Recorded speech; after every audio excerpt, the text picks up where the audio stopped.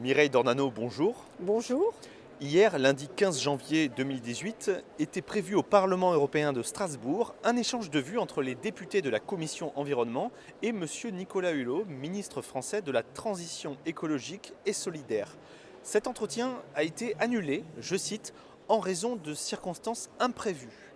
Comment réagissez-vous à cette annulation de dernière minute ? Bien, cet échange de vues était l'occasion pour les députés de la Commission de l'environnement d'interroger le ministre sur des sujets tels que le climat et l'énergie, la biodiversité, le 7e programme d'action pour l'environnement, PAE, et l'économie circulaire. Malheureusement, le ministre a reporté sa venue à une date ultérieure, pas encore communiquée. En tant que rapporteur du texte sur l'avenir du secteur apicole, voté en octobre dernier en commission Envie, je souhaitais interroger le ministre sur la question des pesticides tueurs d'abeilles, dits néonicotinoïdes. Dans l'un de mes amendements qui a été adopté, même si les Républicains ont voté contre, je demandais l'interdiction sans dérogation de la production, de la vente et de l'utilisation de tous les pesticides néonicotinoïdes au sein de l'Union.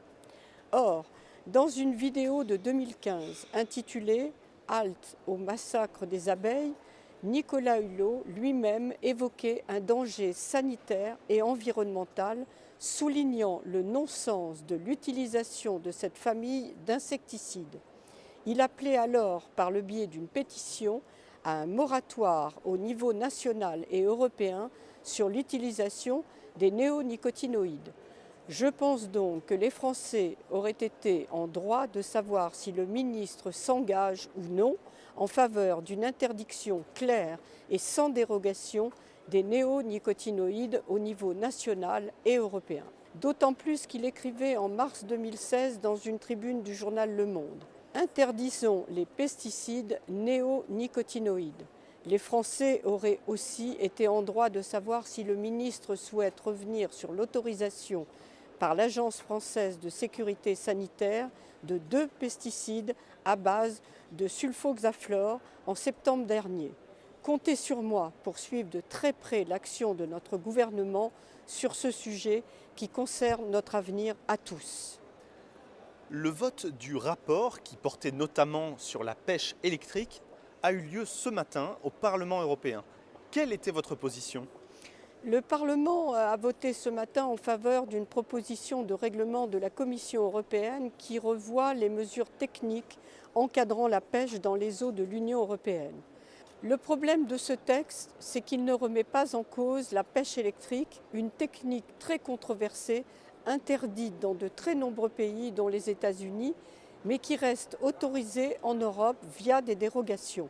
Cette technique consiste à attirer puis étourdir via des électrodes les poissons vivant au fond de la mer, comme les sols, afin de les ramener plus facilement dans les chaluts des bateaux de pêche. Cette pêche industrielle épuise les fonds marins puisqu'elle touche aussi probablement les poissons électrosensibles comme les raies et les requins, le plancton, les œufs et les alevins. Les animaux pêchés de cette façon ont pour la plupart l'arête dorsale fracturée lorsqu'ils sont remontés. D'un point de vue économique, cette pratique est surtout utilisée par les pêcheurs néerlandais, plaçant les pêcheurs français dans une situation de concurrence parfaitement déloyale. Aussi, j'ai voté contre le maintien de cette autorisation. Je l'ai fait dans l'intérêt des pêcheurs français, mais également pour la défense du bien-être animal et la préservation de la biodiversité dans nos mers et océans. Merci beaucoup Mireille Dornano. Merci à vous.